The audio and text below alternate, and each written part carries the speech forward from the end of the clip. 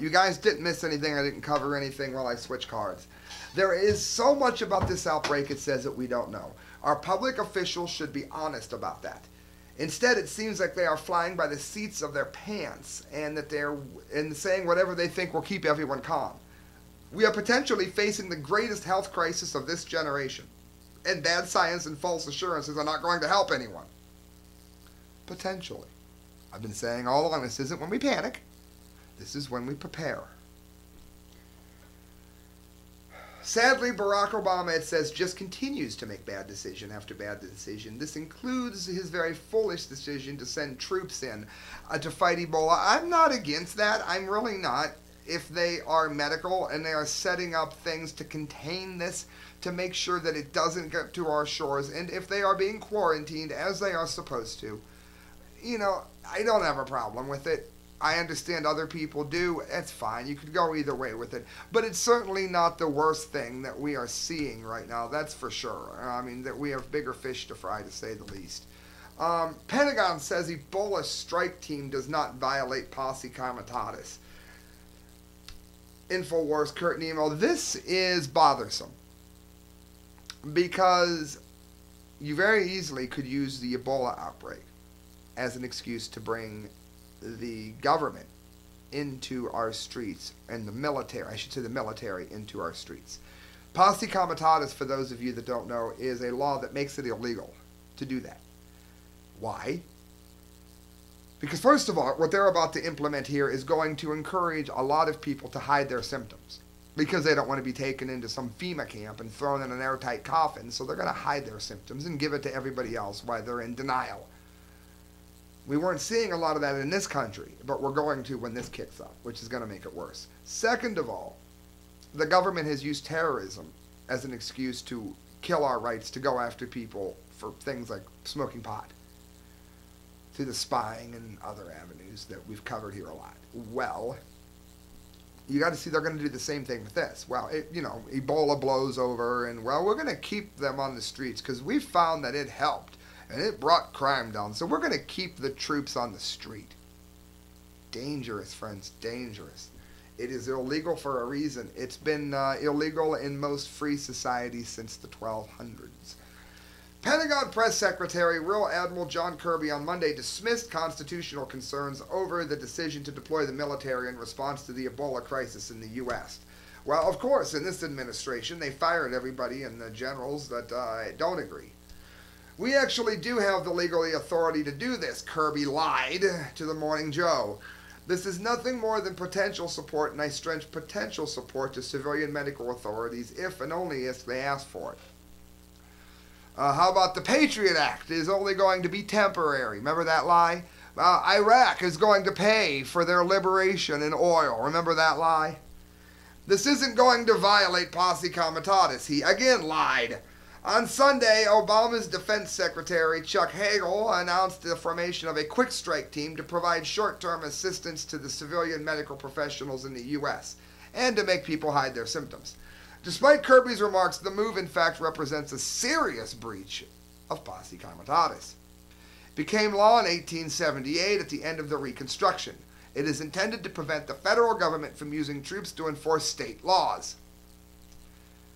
Civil and military separation has a pronounced history in the Anglo-American law. It is mentioned in the Magna Carta in 1215, and I don't mean the Gay-Z song.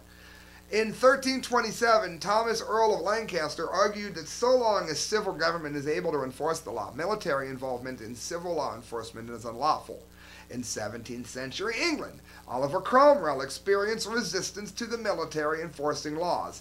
In the American colonies, British soldiers enforcing laws provided a major cause for the revolution. It's one of the reasons we left England. Now we're bringing it back.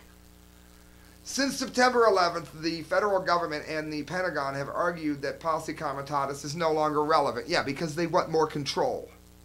It is time to rescind the existing Posse Comitatus Act and replace it with a new law. Retired Colonel John Brinkerhoff argued on December of 2009 to the Journal of Homeland Security because he wants to see the death of the nation.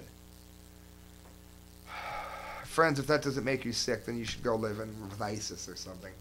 InfoWars one more time. CDC cuts Dallas quarantine halfway into incubation period. This could prove to be a dangerous idea. The fiancé of Ebola victim Thomas Eric Duncan will be released from quarantine today. However, the CDC mandated 21-day quarantine period Louise Troe, along with her son and 2 nephews, endured is only half the recommended period. The World Health Organization, recent studies conducted in West Africa have demonstrated that 95% of confirmed cases have an incubation period in the range of 1 to 21 days. 98%, it says, have an incubation period that falls within the 1 to 42-day period. But because it's not normal, you've only got a 3% chance. So if you get Ebola, hey, you're just, 3% chance happened to get you, because the government just doesn't know how to do a 100% healthy job, even when it only means tying somebody up for 42 days. They can't even get that right, people. They can't even get that right. 2 more stories to get to in our Ebola update number 4. It begins, hazmat-wearing passenger spotted at the airport. This is October 15th, mind you, but I didn't get a chance to get to it, and it's important. I need to get the graphics back up. Would you like to see graphics? Well, good. Donate to me at thecorrectviews@hotmail.com. All money you give to me goes towards a better show. I don't have a lot of money to put into it, but I'll put my graphics back over here like they were as soon as I can afford to do so. The other computer died. Zero hedge. Last week we hinted at what was to come as Ebola fears spread across America. Today we get confirmation as the Daily Caller reports 1 passenger at Dulles International Airport outside Washington, D.C. is apparently not taking any chances.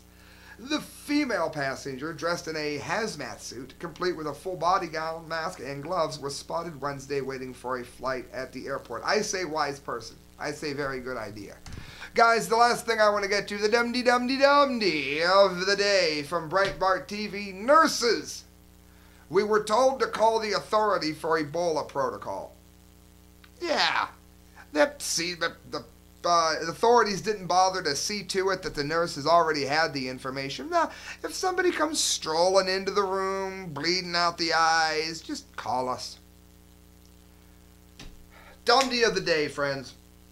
A statement from National Nurses United on the treatment of Dallas Ebola patients said the nurses were asked to call the infectious disease department to learn the policies of how to treat Duncan. The statement, which was played in its entirety on CNN Wednesday morning, also reports that Ebola training at the hospital was optional. Nurses had been left to train each other, and that nurses who had interacted with Duncan simply continued to treat other patients.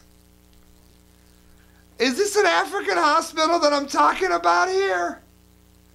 According to the statement, there was no advanced preparedness on what to do with the patient. There was no protocol, there was no system. The nurses were asked to call the infectious disease department. The infectious disease department did not have clear policies to provide either. So, if you're living near a nuclear power plant, most hospitals don't even have enough potassium iodide to treat the whole community. We see this time and time again. The union added that advanced preparation had been done by the hospital primarily consisted of emailing us about one optional lecture or seminar on Ebola. It was obvious. Yeah, it's just the worst disease that we know of, but you don't have to show up to know how to treat it. Just spread it over the whole hospital. There was no mandate for nurses to attend training and what nurses had to do in the event of the arrival of an Ebola-like patient with symptoms. There was no hands-on training, no use of personal protective equipment for Ebola, no training on the symptoms of what to look for, and no training on the symptoms of what to ask. It's the dumpty of the day, friends. I send out a dunce cap of the month and do a long story with all of the major dunces once a month, and you can see it. Go to themediaspeaks.com. Look up the work of Kyle Court, D. Lake, and myself, and look up the dunce cap of the month. Also, friends, do remember that the Arcadia Grill is where you can find some of the best food you've ever eaten. If you're anywhere near Canton, Ohio, even if you're in a neighboring state, drive over, go get the rigatoni, go to the bar, get yourself something delicious to drink, and remember that you heard about it from the Correct Views. Good night, friends. God bless, and thank you so much for tuning in to the Correct Views.